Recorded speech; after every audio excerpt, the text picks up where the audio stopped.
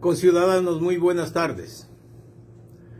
Hoy, 2 de enero del año 2024, reciban de mi parte y del Consorcio Jurídico Barrera Espinosa los mejores deseos, los éxitos necesarios, la paz que necesita la patria, con la colaboración de todos. Este video va a hablar sobre lo que es la cuestión de la seguridad que estamos buscando.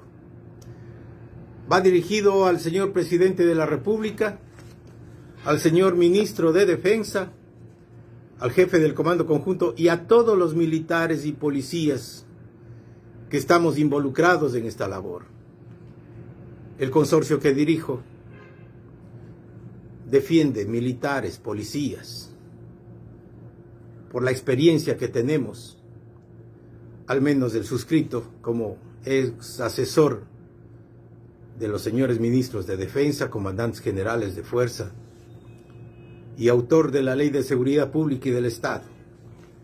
Señores, hemos escuchado al señor Presidente de la República, en quien todos confiamos, hablar sobre la consulta popular para que Fuerzas Armadas vaya en apoyo de la Policía Nacional. Creo que un acuerdo ministerial como el que se publicó anteriormente del uso progresivo de la fuerza, elaborado por militares, abogados, fue desechado por la Corte Constitucional por constituir un mamotreto, por no mirar la cuestión legal. Fue derogado. Hace pocos días escuché al señor comandante general de la FAE decir que solicitaba a la Asamblea Nacional dejar en suspenso la ley de derribo de aeronaves. Creo que ese pronunciamiento fue precisamente por videos hechos por quien les habla, en que veía que ese era un mamotreto, en donde un proyecto de ley se convertía simplemente en una ley de limosneros, porque decían que lo que se recupere de la interceptación aérea debía pasar a las arcas de la Fuerza Aérea. Pero era una ley hecha por ignorantes de la ley, pues no contemplaba el artículo 3 bis del Convenio de Chicago, en donde prohíbe el derribo de aeronaves civiles, precisamente porque el Ecuador es suscriptor de dicho convenio. Hoy tenemos un mamotreto que se ha publicado y que se llama Ley Orgánica de Personal y Disciplina de las Fuerzas Armadas. Esto yo lo he llamado un monumento a la ignorancia de la ley, hecha por abogados militares que deberían ser sometidos a exámenes. Que por favor ubiquen las capacidades de ese personal. Se nombra tribunales militares para el juzgamiento, pero tribunales que se convierten en juez y parte. Ha habido cantidad de procesos, amparos constitucionales, acciones de protección, que han dado la razón a los abogados, me han dado la razón a mí. He tenido la oportunidad de restituir militares dados de baja por la ignorancia de la ley, por una aplicación de la ley que no es aplicable. No podemos pensar, señores, de que en una ley orgánica al acoso sexual, al abuso sexual, al cohecho, al tráfico de drogas, se los considere faltas disciplinarias, cuando estas constituyen delitos. No se puede pensar de que como sanción a una falta tentatoria solo exista como opción la baja de la institución. Esto es atentar al principio de proporcionalidad. ¿A qué ignorante de la ley no se le ocurrió pensar en eso? Tribunales de disciplina que obedecen a órdenes superiores. Puede estar conformado por 2 abogados, pero son gente incapaz. Gente que ha sido descalificada en las mismas Fuerzas Armadas. Hoy, solamente en la Fuerza Aérea hay 2 tribunales militares denunciados por prevaricato. Señores, esto tiene que arreglarse. Y el arreglo tiene que estar dado por la Corte Constitucional o por la Asamblea Nacional. Señores asambleístas, señores ministros de la Corte Constitucional, pido, ya hay demandas de inconstitucionalidad que han sido admitidas. Por favor, suspendan esa norma que está causando daño, que está causando un revuelo a nivel de Fuerzas Armadas. La moral de la gente está por los suelos. Comandantes generales, velen por la estabilidad de la gente. Es un derecho constitucional la estabilidad. No pueden sacar capitanes, cabos, por aplicar inclusive la retroactividad de la ley. ¿A qué torpe se le ocurre eso? Claro. Veamos la preparación que tienen ciertos abogados. Habrá que contar con la mano en todas las Fuerzas Armadas, gente que esté capacitada para el ejercicio del derecho. Señores, debe suspenderse esta ley. Debe haber un asambleísta que proponga la derogatoria total de esta norma. Y creo que deben ser los mismos comandantes generales que deben aceptar la incompetencia de los abogados que formaron esta ley, que hicieron esta ley para suspenderla. No debiliten la moral de la gente. Respecto a la consulta popular, señor presidente, señor ministro, como un ex asesor de Fuerzas Armadas, de ministros de defensa, hago 2 proposiciones. Si queremos que Fuerzas Armadas apoye a la Policía Nacional, hay un mecanismo que podría inclusive no necesitar de una consulta popular. Puede haber un decreto ejecutivo que se ampare en el artículo 30 de la Ley de Servicio Público. La Ley de Servicio Público en su artículo número 30 dice: de las comisiones de servicio con remuneración, las o los servidores públicos de carrera, los militares y policías son servidores públicos, podrán prestar servicios en otra entidad del Estado. Fuerzas Armadas, Policía Nacional son entidades de seguridad pública, la una nacional, la otra de defensa externa. Con su aceptación por escrito, el militar puede ser un servidor público, pero no necesita dar su aceptación. El militar recibe órdenes.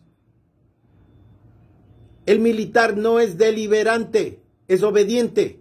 Así que usted, señor presidente de la República, con un decreto ejecutivo puede ordenar al militar, al policía, previo el dictamen favorable de la Unidad de Administración del Talento Humano, puede, en comisión de servicios, hasta 2 años mediante la comisión de servicios con remuneración, siempre que el servidor o servidor hubieran cumplido 1 año de servicio en la institución donde trabaja y cumpla con los requisitos del puesto a ocupar. Señor presidente, señor ministro, acá necesitamos gente preparada, no policías de 6 meses de preparación. Acá necesitamos cabos primeros, sargentos, que estén capacitados con las armas. La servidora, servidor público en goce de esta comisión tendrá derecho a percibir la remuneración mayor. Fuerzas Armadas y Policía Nacional tienen remuneraciones homologadas, no hay problema.